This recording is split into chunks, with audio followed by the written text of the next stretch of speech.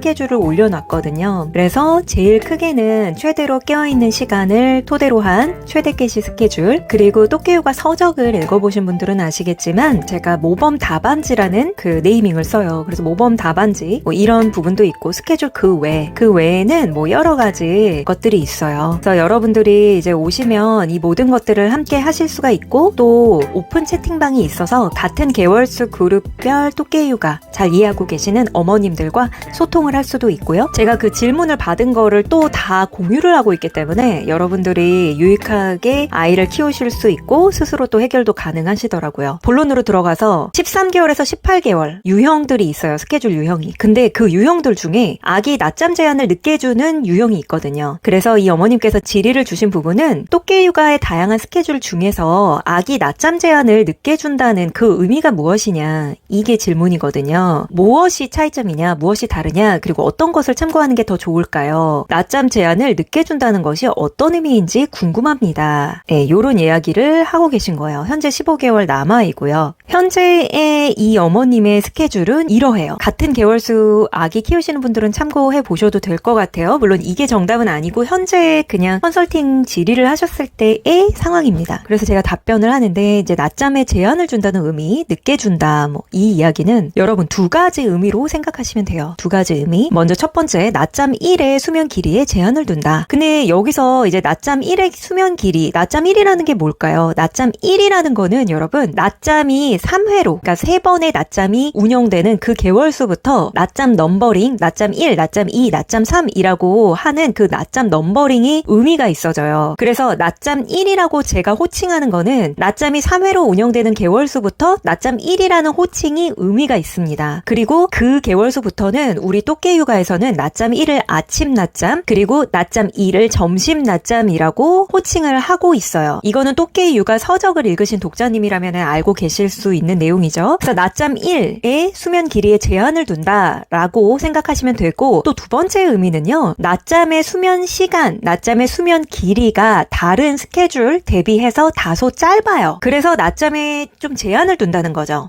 그래서 이러한 제한을 지켜서 최상의 밤잠 수면 시간을 지켜내고 낮잠의 수면 시간도 좀 더 질 좋고 효율성 있게 들어간다, 이런 의미로 이해하시면 돼요. 스케줄이요, 여러분, 이게 제가 어쩔 수 없이 이 용어를 써요. 근데 진도가 느린 스케줄, 진도가 빠른 스케줄, 진도라는 표현을 쓸 수밖에 없어요. 다른 적당한 표현이 없기 때문에 진도라는 단어를 사용을 하는데요. 진도나 선행학습 이런 단어로 표현을 할 수 있을 것 같아요. 물론 그 의미가 정확히 들어맞지는 않지만 여러분들께 전달을 드리기 위해서 어쩔 수 없이 쓰는 단어라고 생각하시면 될 것 같아요. 또깨 육아에서 모범 답안지와 최대 깨시 스케줄은 진도가 빠른 선행학습을 하는 개념의 스케줄로 이해하시면 좋다라고 또깨 육아 서적에도 그 스케줄들에 대한 설명을 담아서 집필을 해두었어요. 422페이지랑 428페이지에 해당 설명이 조금 기술이 되어 있습니다. 진도가 빠른 스케줄이라고 표현한 이 스케줄들의 특징은요, 보통의 스케줄들과 대비하자면 아까 말씀드린 대로 낮잠 수면 길이, 낮잠 수면 시간이 짧고요, 깨어있는 시간의 길이가 길어요. 여러분, 낮잠 수면 길이가 짧으면 깨어있는 시간의 길이가 길겠죠. 그리고 낮잠 전환의 시기가 좀 더 빨라요. 낮잠 전환이란 무엇이냐, 낮잠 4회 체제에서 3회 체제로의 전환, 낮잠 3회에서 낮잠 2회 체제로의 전환, 이러한 전환의 시기가 좀 더 빠르다는 거예요. 당연히 그렇겠죠. 여러분 잘만 생각해 보시면 낮잠 수면 시간이 짧고 깨어있는 시간의 길이가 길다는 것은 낮잠 3회에서 낮잠 2회로 전환이 되면 낮잠이 하나가 없어지는 거기 때문에 낮잠 수면의 시간은 짧을 거고요, 깨어있는 시간의 길이는 길겠죠. 네, 이렇게 이해하시면 됩니다. 따라서 다른 스케줄 대비해서 낮잠 수면 시간이 짧고 깨어있는 시간의 길이가 길기 때문에 낮잠이 들어가야 하는 그 타이밍이나 시각대 또한 매우 중요해져요. 신체적으로 효율성이 극대화되는 시점에 들어가줘야 그때 효율적인 수면 길이만큼 자면서 신체 회복을 할 수 있고요. 이렇게 나아가는 스케줄인 셈이거든요. 즉 우리가 잠 영양분이라는 이 잠 연료를 적재적소의 효율적인 양만큼 적합한 시간대에 자고, 이것에 맞춰서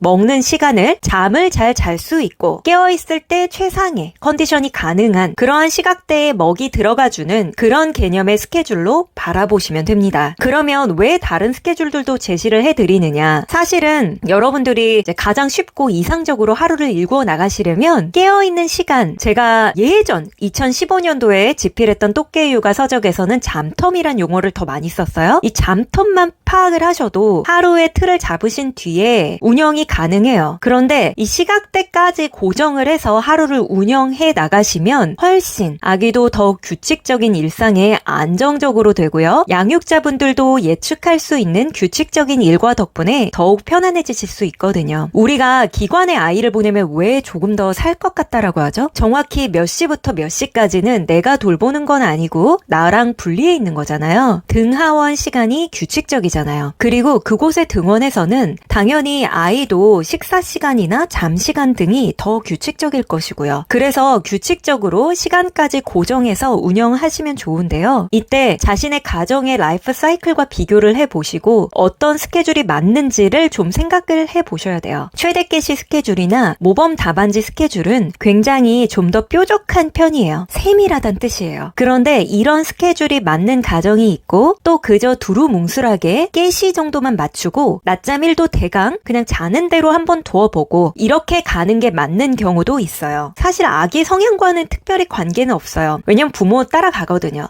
어떤 아기는 사실은 아침 낮잠을 좀 길게 자는 것을 좋아하는 경우도 있을 수 있는데요. 이거는 사실은 그 가정의 라이프 스타일과 관련이 깊어요. 여러 가지 변수가 다르기 때문에 우리가 각자 개개인이 다 다르잖아요.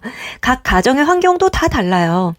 여러 가지 다른 환경 변수의 요인에 의해서 아침 낮잠 1을 길게 자는 거를 좋아하는 경우가 생길 수도 있고 또 그것이 그 가정에 맞을 수도 있거든요. 그게 나쁘다고 볼 수도 없어요. 그래서 여러 가지 경우의 수를 모두 알려드리기 위해서 여러 타입의 스케줄들을 마련해 둔 거예요. 뾰족하게 시각대를 더 잘 신경 써가며 하시는 부분이 최대 개시 스케줄과 모범 답안지라고 제가 네이밍을 한 그 스케줄들이라고 보면 되시고 이 스케줄들은 제가 똑개육아 수면 교육 관련해서 오프라인으로 강의를 할 때 오신 분들에게 오프에서만 전수를 해드렸었는데요. 제가 책에 실은 거는 사실은 이번 개정판 똑개육아 서적이 처음이에요. 이거를 잘 적용하실지에 대해서 굉장히 기대가 많이 되었던 부분이고 그런데 제가 진짜 체감하기로는 오히려 이거를 더 잘 적용을 해주시고 역시 여러분들이 이렇게 뾰족하게 제가 알려드렸을 때 더 따라오시기가 편하고 그거를 실전에서 더 잘 활용해 주시는 것으로 피부로 너무 많이 느꼈어요. 예전에 2015년도에 집필했던 똑개육아 서적에서는 제가 완만한 유형, 중도파, 강경파 이런 네이밍 단어를 써서 설명을 드렸었어요. 그리고 강경파의 경우가 지금의 제가 최대 깨시나 모범 답안지 네이밍을 해서 전수해드리고 있는 유형에 속한다고 볼 수 있는데요. 그 당시에는 제가 이렇게 세밀하게 연구를 해가지고 그 시각대까지 다 제시해드리진 않았었고요. 그저 좀 더 낮잠의 전체 수면 양이 적고 낮잠 전환이 더 빠른 그런 유형이다 라고 얼개 정도만 설명을 드리는 그 정도로만 그냥 아주 큰 틀 정도만 서술을 하면서 끝냈었어요. 바로 이런 차이예요. 스케줄들의 차이는요. 그래서 저는 여러분들이 적어도 1, 2주 정도는 체크를 해보시고 현재 아이의 그 수면 패턴을 한번 관찰을 해보시고 체크를 해보시고 현재의 패턴과 가장 닮아있는 유형을 먼저 찾아보신 뒤에 그쪽으로 방향이 맞게 움직이면 되고요. 만약에 가장 닮아있는 유형은 A 스케줄 타입인데 우리 가정에는 B 타입이 맞는 것 같고 또는 내가 생각하기에 우리 아이에게는 B 타입이 더 건강에 좋을 것 같다. 이러한 등등의 여러 가지 이유로 B 타입으로 가이드를 삼고자 하신다면 그것을 내비게이터에서 목적지로 설정을 하셔서 그쪽으로 조금씩